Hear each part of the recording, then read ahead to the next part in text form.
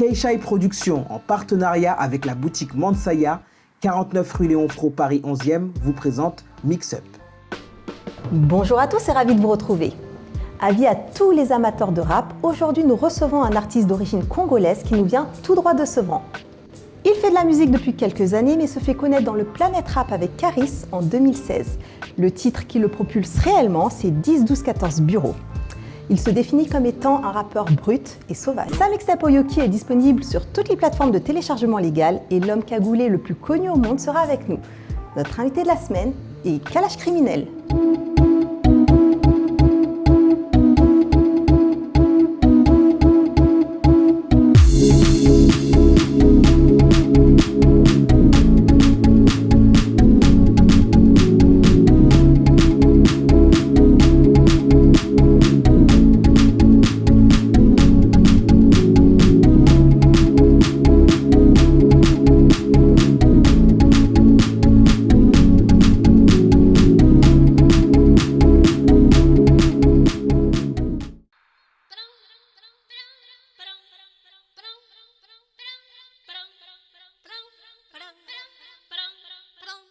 Alors bonjour Kalash, comment tu vas? Ça va très bien. Ça va? Ouais, super, écoute.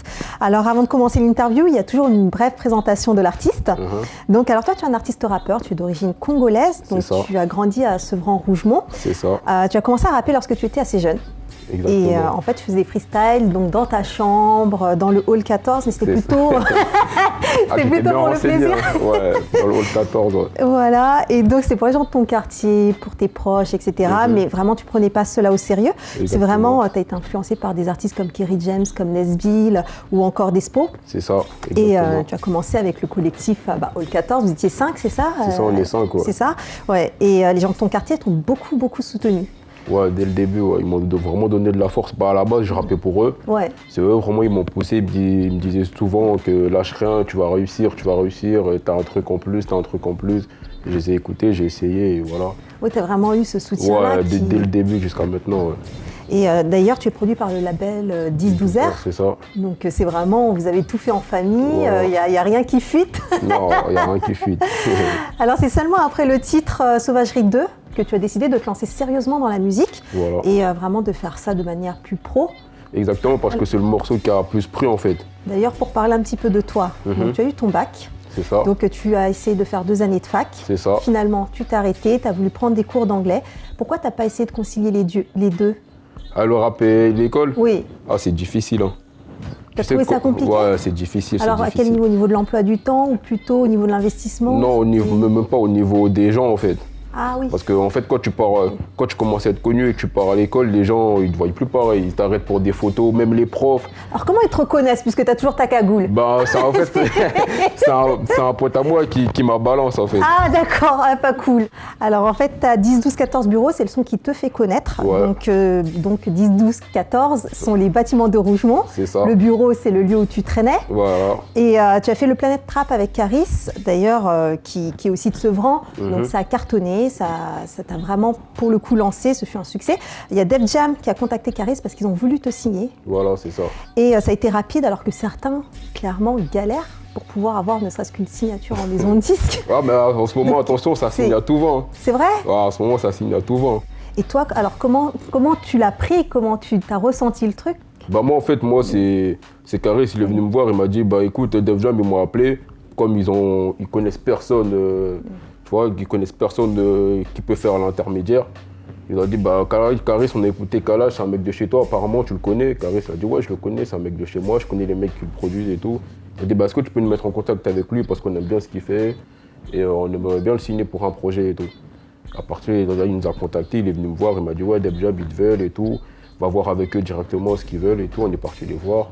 Ils m'ont dit, ouais, on veut sortir un petit EP qui s'appelle RAS d'ailleurs, qui est sorti. Qui est finalement une espèce de mixtape. Voilà, EP, c'est ça, parce qu'à la base, eux, ils voulaient sortir un projet que de 5 titres. Et on a fait un petit EP de 10 titres. On a pris les morceaux qui marchaient, qui étaient déjà sortis, comme 10, 12, 14 Bureau, Sauvagerie 2. Oui. On les a mis dans le projet et puis voilà. Donc que vous aviez rajouté justement au nouveau titre. Exactement, voilà. Après, ils ont kiffé, ils ont dit, ouais, ils ont vu comment on travaillait, tout ça. Ils ont dit, bah vas-y, on continue. Et voilà, depuis. D'ailleurs, toi, en 2010, Tu as sorti le titre Traumatisé. Ouais. Donc, tu avais mis une cagoule, tu avais une espèce de tronçonneuse dans le projet du clip. Par la suite, en fait, tu pars vraiment d'un délire avec le son 3 frappes. Voilà. Donc, tu portes ta cagoule. Donc, c'est de là d'où vient finalement la cagoule, parce que c'est pas vraiment récent, en fait. Hein. Voilà. Tu ne voulais pas que les personnes de ta famille sachent que tu rappes, que tes Exactement. proches puissent te reconnaître. Donc, tes grands frères, d'ailleurs, n'étaient pas vraiment d'accord au départ que tu fasses du rap, parce que tu dis qu'ils t'ont soutenu, mais en réalité, au départ, ils n'étaient pas tout à fait d'accord. Ouais, ouais, ils n'étaient pas d'accord du tout. Ouais. Alors, pourquoi as-tu décidé justement de garder cette cagoule? Bah, je trouvais que ça faisait un délire, en fait. Je trouvais que ça faisait un délire. Et même, j'ai commencé avec la cagoule, mais sur les réseaux sociaux, par exemple, à l'ancienne, j'avais des photos de moi avec mes potes sans cagoule, tout ça et tout. Et en fait, petit à petit, quand je suis allé à Skyrock, ils ont dit mais ça peut faire un délire, c'est qui le mec cagoulé, c'est qui le mec cagoulé. Après, je suis rentré dans le personnage. En fait, c'est juste ça. En fait, je me suis dit, ouais, ça peut faire un personnage, ça peut être bien, pourquoi pas essayer. Est-ce que c'est encore aujourd'hui une manière de te protéger ou pas du tout? Parce qu'au départ, c'était plutôt ça, c'était plutôt pour te cacher que tu faisais de la musique, etc. Finalement, aujourd'hui, est-ce que ça sert encore à ça ou c'est vraiment pour le style? Non, c'est vraiment pour le style. Et... c'est vraiment ta personnalité. Ouais, parce que en fait, moi là-bas, je voulais l'enlever. Mais j'ai compris que si je l'aurais enlevé, on aurait perdu un peu le calage criminel en fait. Parce que les gens, ils kiffent quand la personne cagoulée, tout ça, le rap et tout. Et je pense que si je l'aurais enlevé, ça aurait perdu un peu de son charme. Bah là, je pense qu'après ces deux projets, parce qu'il y a eu la mixtape, il y a eu du RAS et Yo-Yoki, je pense que maintenant on te reconnaît. D'ailleurs, t'es l'homme cagoulé le plus connu finalement. Le cagoulé le plus connu au monde. Donc peut-être que les gens auraient besoin de te voir tel que tu es. Peut-être, après on verra. Hein. Après, moi je ne me suis pas fermé en mode je vais jamais l'enlever, ça se trouve je vais l'enlever. Hein. Est-ce que certains médias justement t'ont fermé la porte par rapport à ça? Ouais, plein. Plusieurs? Des télé. Beaucoup. Même des marques de vêtements de luxe. Hein. C'est vrai? Ouais, même j'ai été contacté par des marques de luxe et tout, pour des pubs et tout. Et ils ont carrément refusé par Ouais, mais ils ont refusé parce qu'ils ne comprenaient pas trop le délire, c'était nouveau. Même moi, quand je rappais au début, quand j'ai balancé mes premiers titres par exemple, je me rappelle 10, 12, 14 bureaux, on devait le sortir le jour où il y a eu des attentats. On l'a repoussé, on l'a sorti 3 jours après, les gens n'avaient pas compris. Ils voyaient le mec cagoulé, il y avait des attentats, des armes et tout. Tu vois. Au début, franchement, je te mens pas, au début, personne n'avait compris un peu le délire. Tout le monde me jugeait en mode pourquoi il est cagoulé, nanani, nanana et tout. Et petit à petit, j'ai vraiment taffé. Et là, c'est devenu banal. Mais au début, personne n'avait vraiment compris le délire. D'ailleurs, il y a une petite anecdote. Il y avait une fois, tu étais à la poste pour aller faire un Western Union. Finalement, il y a une dame qui t'a reconnu. Donc, tu n'avais pas ta cagoule ce jour-là. Mais elle t'a reconnu parce que sa fille était fan de toi. C'est ça. Donc, elle t'a fait rentrer dans un bureau pour que tu fasses une petite vidéo avec elle pour cette dernière. Et tu as mis ta cagoule et tu as fini en fait dans le bureau de poste en signant des autographes pour tout le monde. Personne n'a pensé à un braquage à un moment ou à un autre. Jamais. Bah, en fait, c'est ça en fait. Je suis rentré, elle m'a proposé une vidéo. J'ai fait la vidéo et moi, tellement j'ai l'habitude d'être cagoulé, c'est-à-dire que je sors et tout le monde me voit cagoulé. Ils disent oh, mais il y a Kalash et tout, oh, Kalash, t'es sérieux, tu fais quoi ici, nanani, nanana. Viens, on prend une photo. Et il y avait des gens en fait qui comprenaient pas. Il y avait des vieilles dames, elles étaient là, elles disaient mais comment ça se fait, il est cagoulé à la poste, il y a des gens, ils l'arrêtent pour des photos, tout ça et tout. J'ai dit, ah ouais, c'est un truc de fou quand même, ça va loin. Et personne n'a eu peur? Personne n'a eu peur. Moi, je vois quelqu'un de cagoulé, bon, si je connaissais pas l'artiste, je t'avouerais que la petite vieille, moi, je pars en cours, je cherche pas à comprendre. Je me dis, il se passe un truc de fou ici. Je prends la fuite, surtout que c'est le bureau de poste, donc il y a des transactions d'argent et compagnie. Bien sûr. Donc c'est quand même assez surprenant. C'était chaud. Alors, le clip Ce genre de mec, il a été réalisé par Charlie Claudio. Donc, il t'a orienté vraiment sur un créneau qui était très différent de ce que tu avais l'habitude de faire. Est-ce que tu penses que cela a pu aider à faire évoluer les mentalités et à faire comprendre certaines choses, parce qu'il y a quand même un message assez fort autour de ce clip? Ouais, mais après, je pense, même avant le clip, je pense déjà les mentalités commencent un peu à changer au niveau des albinos et tout. Tu penses? Ouais, beaucoup. Pas partout? Beaucoup. Pas partout, bien sûr, pas partout. Après, c'est un travail de fond, il faut faire. Je pense que ça va prendre du temps, mais petit à petit, des gens en France et tout, franchement, les albinos, ils sont plus vus comme avant, quoi. Ouais. Même je reçois plein de messages d'albinos en mode merci, grâce à toi. J'ai dit non, c'est pas forcément grâce à moi aussi. Bah, t'es quand même aussi, quelque part, c'est comme si tu étais un porte-parole. Ouais, parce que ça permet aussi après, de il y a des faire mecs comme comprendre Salif Keita aussi qui sont là aussi. Qui font des choses. D'ailleurs, ils ont une fondation, tout ça et tout. Exactement. Ça fait plaisir. Exactement. Ouais, après, bien sûr, je reçois plein de messages d'albinos qui disent grâce à toi, franchement, Les gens ne voient plus pareil et tout, nanani, ça fait plaisir. Après, je pense que c'est que le début, il faut continuer. Exactement. Faut continuer. Exactement. Et c'est bien de se battre aussi pour ça, pour faire Exactement. reconnaître certaines Je pense choses. même, C'est, Après, là, je trouve que c'est un peu tôt, mais après l'album, je pense que je vais vraiment faire des trucs. Par exemple, faire une fondation, les aider vraiment financièrement et tout ça. Et tu n'as pas pensé justement de te servir de ta notoriété, par exemple, pour aller en Afrique et sensibiliser les gens sur la condition des albinos? Si, bien sûr, mais après, je pensais que c'était trop tôt. Je pensais pas... Mais jamais trop tôt. Ouais, jamais trop tôt, mais je pensais, au début, je pensais que c'était trop tôt, mais là, c'est le bon moment, je pense. Alors, il y a la situation au Congo qui n'est pas du tout stable actuellement. Donc, tu as annulé un concert à Kinshasa, c'était au mois d'août, car selon toi, il y avait des problèmes qui étaient bien plus importants que de faire un concert. Exactement. Donc tu dénonces pas mal le gouvernement que tu trouves complètement incompétent. Tu qualifies d'ailleurs ce qui se passe au Congo comme étant un génocide. Est-ce que tu peux un peu nous parler de tout ça et nous donner ta position sur la question? En plus, on sait que tu aimes beaucoup Sankara, voilà, des personnes comme ça. Bah ouais, normalement je devais avoir un concert, je crois au mois d'août. Ouais, c'était au mois d'août, ouais, on avait pris un concert à Kin et tout. Et je pensais que c'était pas le bon moment en fait, parce qu'il y avait plein de problèmes à Kin, tout ça et tout. Tout ce qui est politique et tout, c'était pas réglé. Ouais. Et je trouvais que la population à Kin n'avait pas besoin d'un concert de Kalash Criminel à ce moment-là. Tout simplement, c'est pour ça que j'ai annulé. Et voilà, tout simplement. Après, ce qui se passe à Kin, c'est chaud un peu. Moi, je suis ça par rapport à la famille qui est en place là-bas, qui m'appelle souvent, qui m'explique un peu ce qui se passe et tout. Ouais. Après, c'est chaud. J'espère que juste que Dieu va nous aider parce que c'est chaud, c'est chaud. C'est surtout qu'on n'en parle pas beaucoup ici non plus. On n'en parle pas beaucoup aussi. On ne parle pas de tout ce qui s'y passe, de la situation là-bas, donc c'est effectivement, c'est pas évident. Est-ce que tu as d'autres projets à venir? Ouais, j'ai toujours des projets à venir. Alors dis-nous tout. Vous verrez, vous verrez. Mais ça, c'est pas une réponse. Je ne vais pas trop dévoiler les projets à venir, mais je sais qu'il y a l'album qui va arriver, plein de surprises qui vont arriver. D'accord. Surprises, ouais. Pour courant 2018. Ouais, 2018. Donc on reste connecté sur tes réseaux sociaux pour en savoir plus. Ça. Bah, merci beaucoup Kalash. Merci à toi. Alors, Kalash Criminel. Un petit rituel s'impose en seconde partie d'émission. Ok. Tu seras face au miroir et donc face à toi-même. Ton alter ego est celui qui te connaît le mieux, le plus. Il m'a chargé de te poser quelques questions. Ok. Alors, tu as face à toi celle qui est ta source d'inspiration, ta maman. Elle a des questions à te poser ou alors des comptes à régler. Alors, Kalash Criminel. Tu es une personne de nature généreuse. Trop. Un défaut parfois. Un défaut parfois. Mais par contre, tu n'es pas généreux envers ton public. Ah ouais? Tu n'as jamais accepté de retirer ta cagoule pour nous montrer ce qu'aujourd'hui, tu accepterais de répondre face à ce miroir en enlevant ta cagoule et en nous montrant qui tu es. Non. Pas du tout? Pas du tout. Je me doutais de cela. Donc, pour entrer moi dans ton personnage, je vais mettre ma cagoule. Alors, Kalash Criminel, ta maman est très fière de toi aujourd'hui. Très fière. À l'époque, elle ne voulait pas que tu rappes. Ouais. Donc, vous avez connu quand même pas mal de galères. Donc, il y a eu des moments où tu cherchais du travail, tu n'en as pas trouvé. Aujourd'hui, tu peux tout offrir à ta maman. Est-ce que tu peux nous parler un petit peu de cette période de ta vie? Bah, c'est en fait quand j'ai eu mon bac, après le BTS, tout ça, bah, comme tout le monde, j'ai cherché à trouver du travail, j'ai fait des CV, tout ça. J'ai postulé à peu près partout, hein. À peu près partout, personne ne m'a accepté. Après, je me suis mis dans le son.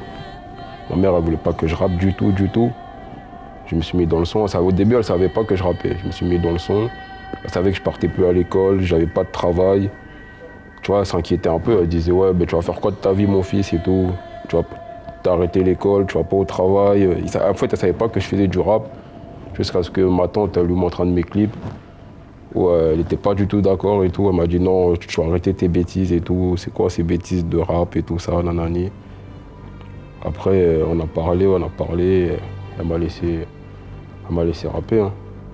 Mais au début, c'était très dur, ouais. Tu trouves que ta maman a été une femme très courageuse. Ouais. Est-ce que tu peux nous expliquer à quel niveau? Ben, déjà élever, parce que nous on est beaucoup chez nous, je ne vais pas dire le nombre, mais on est beaucoup. Nous élever autant de garçons toutes seules, sachant que souvent ça allait pas et tout, franchement. Parfois c'était dur, hein. C'était très dur, aller chercher un tel au commissariat, aller chercher un tel à l'école parce qu'il s'est fait virer, attendre des histoires, ouais, il y a eu ci, il y a eu ça, rentrer souvent tard la night comme je dis, alors qu'elle, elle dort pas, elle s'inquiète, elle sait pas où t'es. Tu vois, toutes ces histoires-là en fait. Après, il y a des histoires un peu plus personnelles. Même quand je suis arrivé au monde et tout, il y avait certains membres de ma famille qui ont reproché, ouais, t'as mis au monde un bébé albino, c'est tout. Il va te servir à rien dans la vie, tout ça et tout. Et malgré tout ça, elle m'a donné beaucoup d'amour, elle m'a élevé et je suis très reconnaissant envers elle. Et je l'aime beaucoup. Je l'aime beaucoup, beaucoup, beaucoup. Alors qu'à l'âge criminel, l'albinisme n'est pas une maladie à proprement dite, mais c'est plutôt une particularité génétique qui provoque un déficit en fait, de production de mélanine. Donc toi, aujourd'hui, tu as vécu en France avec l'albinisme. Les gens ne vivent pas de la même manière en France qu'en Afrique. En Afrique, beaucoup sont considérés comme étant maudits, comme étant... Il y a plein de superstitions autour de l'albinisme. Toi, quel message aimerais-tu faire passer à tous ceux qui te regardent en Afrique et ailleurs? Bah, déjà de nous prendre comme on est et on est comme tout le monde en vrai. Hein. Parce que même moi, j'entends plein d'histoires en Afrique. Par exemple, récemment, j'ai entendu un mec qui avait le sida et son marabout il lui a dit ben, faut que tu couches avec une femme albinos et tout pour que, voilà, pour que le sida parte et tout. Tu vois. Il y a plein d'histoires comme ça. Par exemple, moi quand j'étais petit, je me rappelle, il y avait un mec qui avait dit ouais, il me faut le bras d'un albinos pour que je gagne beaucoup d'argent et tout, mon marabout. En fait, c'est souvent les marabouts qui ramènent ce truc-là, en fait. Parce qu'il y a beaucoup de... En fait, c'est quand tu sais pas, c'est pour ça qu'on dit que le savoir est une arme. Quand tu sais pas, tu crois à tout, en fait. Et les gens, ils savent pas réellement ce que c'est l'albinisme. C'est-à-dire que quand on leur dit ça, ben, ils connaissent pas, ben, ils y croient et comme faire, et c'est dommage. Après, moi, le message que je peux faire passer, c'est que prenez les albinos comme ils sont. C'est pas des monstres ou quoi que ce soit, c'est des êtres humains comme tout le monde et voilà. Alors le 12 juillet 2017 est une date très importante pour toi. Que représente cette date? Le 12 juillet 2017. C'est la naissance de mon fils. Ouais, mon premier enfance, ouais, c'est la naissance de mon fils. Là, maintenant, il va avoir 4 mois et c'est ma plus grande fierté. Hein. C'est ma plus grande fierté. C'est ma force, c'est tout. Quand je le vois, je suis heureux. Voilà. En fait, quand j'ai des problèmes et quand je le vois, j'oublie tout, en fait. Je sais pas comment dire, j'ai trop d'amour pour lui. C'est un truc de fou. Avant, je m'arrêtais beaucoup sur des futilités, par exemple, sur des trucs qui apportaient pas grand-chose. Maintenant, je m'en fous de tout. Tant que lui, il va bien et qu'il manque de rien, bah, tant mieux. C'est tout. En fait, c'est ma priorité. C'est devenu ma priorité. Alors qu'à l'âge criminel, tu es devenu beaucoup plus dur lorsque tu as perdu ton grand frère. Donc ça a été une période très difficile pour toi. Est-ce que tu peux nous expliquer un petit peu comment tu l'as vécu, comment tu l'as ressenti et finalement comment tu as fait pour pouvoir t'en sortir? Je l'ai très très très mal vécu. Hein. Je l'ai vraiment très mal vécu. En fait, je me rappelle comme si c'était hier. Et en fait, quand on m'a annoncé qu'il était mort, j'arrivais pas à y croire, en fait. J'arrivais pas à y croire. Moi, parce que moi, je voyais ça que dans les films. C'était vraiment le premier drame que j'ai vécu. Parce que j'ai perdu des oncles et tout, mais c'était des personnes que je connaissais, que je voyais pas tous les jours. Et mon frère, c'était vraiment mon exemple. C'était lui vraiment qui me poussait dans le rap. C'était lui, dès que je finissais un texte ou quoi, c'était à lui que je faisais écouter et tout. Et quand on m'a dit qu'il était mort, ben, j'arrivais pas à y croire. Hein. Je crois que je suis resté 2 mois sans aller en cours. Je suis resté enfermé chez moi. Et c'est vraiment les gens autour de moi qui m'ont vraiment aidé. Hein. Que ce soit ma mère, mon père, mes frères, mes sœurs. Franchement, c'était un moment très très très difficile. J'arrive même pas à en parler tellement que c'était dur. Et surtout la foi, hein, parce que je suis très croyant, c'était vraiment la foi qui m'a aidé.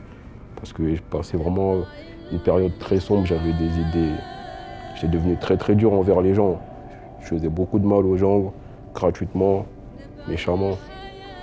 C'est-à-dire que même à me regarder de travers, ça partait direct, je cherchais même pas à comprendre le pourquoi du comment. J'étais devenu méchant en fait. Je me suis dit, ouais, les gens, on m'a enlevé la personne que j'aime. Ben, moi aussi, je vais être méchant envers les gens. Et c'est comme ça. Jusqu'à ce que je parle avec ma mère et que, voilà, que je reprenne tout en main. Mais sinon, ouais, c'était très dur. Alors, quel âge criminel?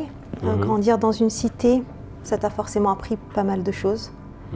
Donc aujourd'hui, tu es là, tu es plutôt calme, très sympathique d'ailleurs, mais tu n'as pas toujours été un enfant de cœur. Lorsque tu avais 15 ans, ta maman est tombée sur un 9 mm que tu cachais. Elle a été très déçue en voyant cela. Et toi, ça t'a énormément blessé. Qu'as-tu ressenti à ce moment-là? Ben, j'étais déçu de moi en fait. C'est que j'avais honte. J'avais super. Si je me rappelle à cette époque-là, quand ma mère elle a trouvé ça, elle m'a parlé de ça, je crois que j'ai fait au moins un mois et je fouillais ma mère. Hein. J'avais peur de la croiser. J'arrivais même pas à la regarder dans les yeux parce que ça se voyait, elle était déçue. Elle se disait ouais, mais mon fils il fait quoi avec ça? Et j'avais honte en fait. C'était de la honte. Je me disais ah ouais, ma mère elle est déçue de moi là. Elle doit pas être fière de moi avec tout ce qu'on a traversé, tout ce qu'elle a enduré. Et moi, j'arrive à lui faire ça et tout. Après, on en a parlé ouvertement et ça s'est réglé. Mais sinon, ouais, j'étais pas du tout fier de moi. Alors, quel âge? Écoute, je te vois déjà rire. Je sais pas pourquoi tu ris, mais je me dis que tu dois avoir une idée de ce qui va se passer. Bon, écoute, là, c'est la dernière partie de l'émission. Et la semaine dernière, on a eu un ou une invitée qui a décidé de te poser une question ou alors de t'imposer un gage. Ta mission sera d'y répondre ou de l'accomplir. Regarde, ça se passe par ici. Alors pour le prochain invité, je veux que tu nous racontes sans tricher la pire honte de toute ta vie. Bon courage. Ah ouais, c'était le jour du résultat du bac. Ah, qu'est-ce qui s'est passé? Ouais, quand en fait, j'allais voir mon nom et tout. Je suis parti voir mon nom et mon pote il m'a dit hey, tu l'as pas le bac et tout, nanani et tout. J'ai dit comment ça j'ai pas le bac et tout? Il me dit ouais tu l'as pas et tout, tu vois. Parce que moi en fait à cette époque-là j'allais jamais en cours. Même mes profs, je me rappelle 2 mois, 3 mois avant, ils ont fait une réunion avec moi, ils m'ont dit bon bah écoute Kalash, tu n'auras pas ton bac. Donc je cherche une formation ou quoi et tout. J'ai dit hey, vous verrez j'aurai mon bac. Après 3 mois après, il vient me voir, il me dit hey, t'as pas ton bac et tout. Moi je pète un câble, je commence à tout niquer et tout, je casse tout. Ah, c'était une mauvaise à blague l'école ça. et tout. Et tout le monde me regarde et tout. Après, le prof il vient me voir, il me dit tu t'énerves parce que t'as ton bac? Parce que t'as gagné et tout. Et tout le monde me regarde en mode mais pourquoi il s'énerve lui et tout, il a son bac et tout. Tout le monde me regardait avec des wesh, il est bizarre lui. Après il y a une meuf, elle est passée, elle m'a dit toi faut t'enfermer en psychiatrie, t'es bizarre, t'as ton bac et tu casses tout alors que moi je l'ai pas et tout. Et moi j'avais honte, après tout le monde me regardait clair en mode wesh. Oui, parce que les gens n'ont pas compris que tu étais victime en fait d'une mauvaise blague. Voilà, exactement. Eh ben écoute, voilà Samia, Kalash criminel a répondu à ta question, ouais, c'était le jour de son bac, il a tout cassé. Tout cassé. Tout le monde me regardait en mode il est sérieux lui? Ah ouais, j'avais trop honte. Eh ben écoute, en tout cas, Kalash, vraiment merci d'avoir été avec nous aujourd'hui. Merci à vous. Moi je vais te faire la bise, c'est comme ça, c'est une coutume, c'est un rituel. On se quitte sur un nouvel épisode en tout cas. Merci. Merci à toi. Merci. Pour en savoir plus sur notre invité, rendez-vous sur ses réseaux sociaux Kalash criminel. Bien évidemment, si vous voulez revoir les replays de l'émission, rendez-vous sur notre chaîne YouTube Mixabake Shanasaf. À très vite.